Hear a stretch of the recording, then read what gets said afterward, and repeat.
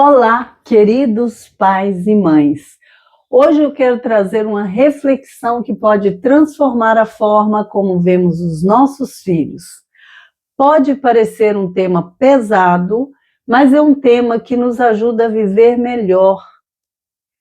E sabe qual é esse tema? A tanatologia. Ela estuda a morte e as perdas, mas acima de tudo nos ensina a valorizar a vida. Na escola, muitos pais são chamados porque seus filhos não estão aprendendo como deveria.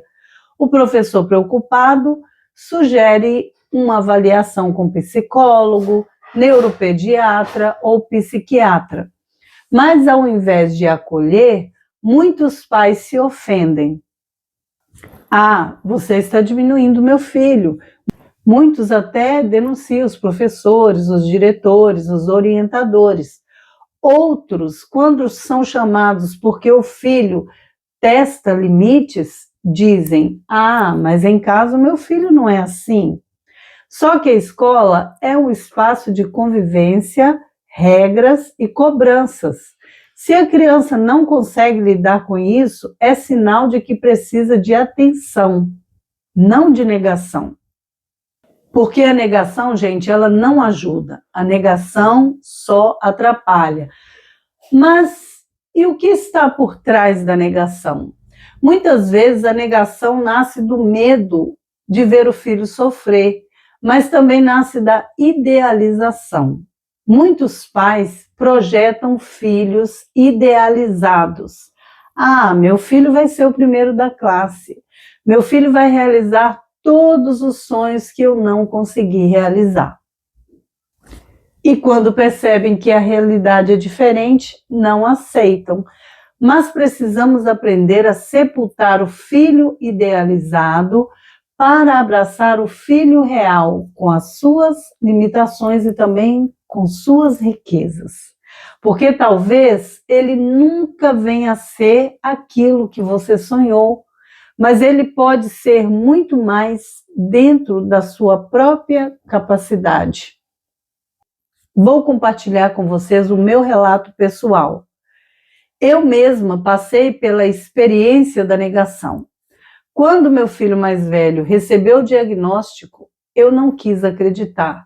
Naquela época não havia tantas informações como tem hoje sobre os espectros do autismo, e os autistas diagnosticados que eu conhecia até então eram casos severos. Como o autismo do meu filho é leve, eu não aceitei. Pensei que fosse um diagnóstico errado, que aquela médica queria usar o meu filho como cobaia, e eu recusei o tratamento. E essa negação, gente, me custou muito caro. Enquanto eu negava, o meu filho foi sofrendo consequências. Eu, por não aceitar, acabei atrasando o tratamento e agravando a situação. Foram anos muito difíceis, isolamento, dor, muitas lágrimas. Na época, eu estava em uma carreira artística em ascensão e tive que abandonar tudo para priorizar o tratamento dele. E mesmo assim, a minha negação trouxe consequências graves que poderiam ter sido evitadas se eu tivesse aceitado antes. O que poderia ter sido trabalhado com mais leveza acabou se tornando uma luta muito mais dura. Eu vivi e vi de perto o que a negação pode causar. No caso do meu filho, foi isolamento, depressão profunda, automutilação, ideação suicida e até algumas tentativas de acabar com a própria vida. A ciência mostra que muitos jovens que acabam se envolvendo com substâncias ilícitas, na maioria das vezes, têm distúrbios não tratados. Eles se sentem diferentes, não conseguem se encaixar e acabam buscando refúgio nas substâncias ilícitas. Grande parte desses jovens teve na infância dificuldades não tratadas ou pais que não souberam impor limites, no caso de crianças rebeldes. Mas quando eu finalmente aceitei, as coisas melhoraram. Quando eu abracei o filho real e não o filho idealizado, eu comecei a enxergar cada pequena conquista como uma vitória gigante. E aí eu entendi que negar não protege, negar só atrasa. Aceitar é o verdadeiro ato de amor. Anos depois eu tive um outro filho, também com autismo, mas em um espectro diferente do primeiro. A diferença de idade entre eles é 9 anos. Quando meu segundo filho entrou na escola, eu já percebia sinais de que ele era diferente. Mas como o espectro dele não se manifestava da mesma forma que o do irmão mais velho, a escola não percebeu de imediato. Eu, com a experiência anterior, pedi ajuda. Foram feitos os testes e por volta dos 9 anos veio o diagnóstico. Ali, começamos as terapias ocupacionais e os tratamentos necessários. Enquanto isso, meu filho mais velho já tinha 18 anos e enfrentava sequelas de um autismo não tratado. Paralelamente, eu tinha em casa um filho autista em tratamento, com uma qualidade de vida bem melhor, e um outro que sofria sequelas da minha negação no passado. Foi um contraste muito doloroso. Enquanto o mais novo tinha avanços e melhorava dentro das suas limitações, o mais velho entrava em depressão profunda. Com 18 anos, mais ou menos, ele desenvolveu um quadro marcado por automutilação, ideação suicida e até mesmo tentativas. Nesse período, eu vivi 2 batalhas ao mesmo tempo. Salvar o meu filho mais velho da condição em que ele estava mergulhado e lutar para que o filho mais novo tivesse a chance de uma vida mais saudável, graças ao tratamento iniciado no tempo certo. Eu, gente, sou a prova viva de que quando você entra com acompanhamento na hora certa, o resultado aparece. A qualidade de vida melhora.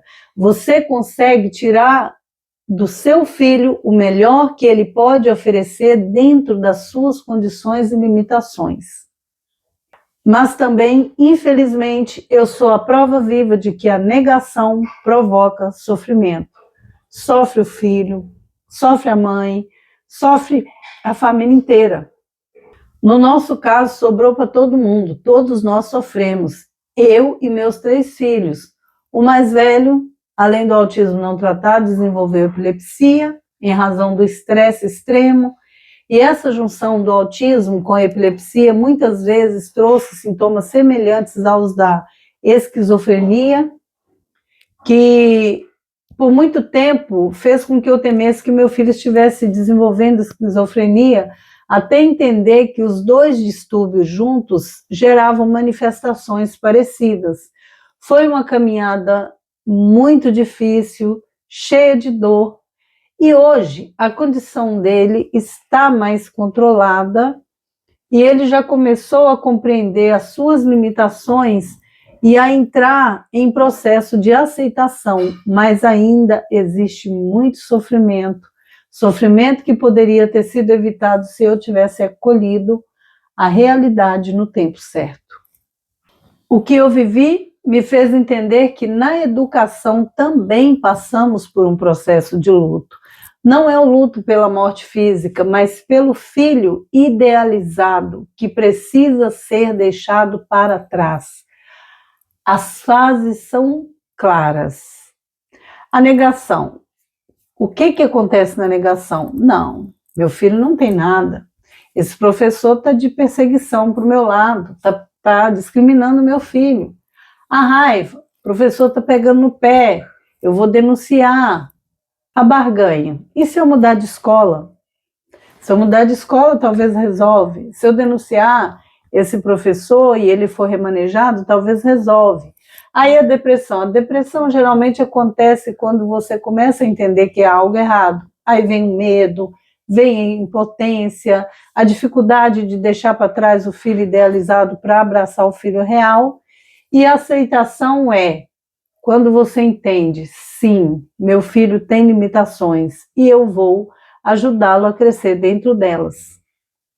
E a fase do significado é quando você transforma a dor em aprendizado, descobrindo que nossos filhos têm muito mais a nos ensinar e eles têm muito mais para oferecer dentro das limitações que eles possuem.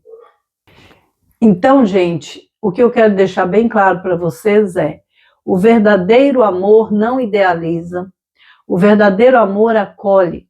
É olhar para o seu filho e dizer: eu te aceito como você é, eu vou caminhar com você. Isso não significa desistir, significa oferecer tratamento quando necessário, significa dar limites quando ele precisa, porque ele é uma criança rebelde. Acreditar que ele pode florescer dentro da sua realidade. Agora eu quero deixar umas perguntas reflexivas. Você já sepultou o filho idealizado para abraçar o filho real? Se hoje fosse o seu último dia, o que o seu filho levaria de você? Seu filho teria autonomia para caminhar sem você? A tanatologia nos lembra que a vida é breve e justamente por isso precisamos viver com consciência. Pais, não deixem que a negação roube dos seus filhos a oportunidade de crescer. Abrace o filho real com suas dores e suas potencialidades. Esse é o maior legado, filhos preparados para viver, amar e respeitar a vida em toda a sua complexidade. E se essa mensagem tocou você, compartilhe com outros pais e se inscreva aqui no canal para continuarmos juntos neste aprendizado. Até o próximo vídeo.